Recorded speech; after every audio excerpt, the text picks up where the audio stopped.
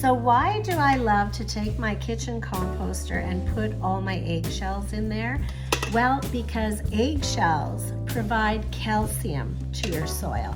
So why do you want calcium? So when calcium is deficient in your soil, the new tissue of your plants, such as your root tips, your young leaves, your shoot tips, all of those beautiful startings of your plants, they can become distorted in their growth because calcium is what makes plants strong, and it also makes them grow faster. It's so necessary for their growth, especially in the beginning. So it gives proper cell formation to your plants.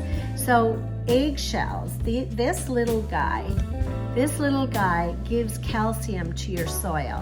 And these eggshells are awesome in your composter. Make sure you don't have to, but if you break them down, like squish them and break them down instead of leaving them whole like this, they break down faster in your composter, so it's a good thing to just, crush them.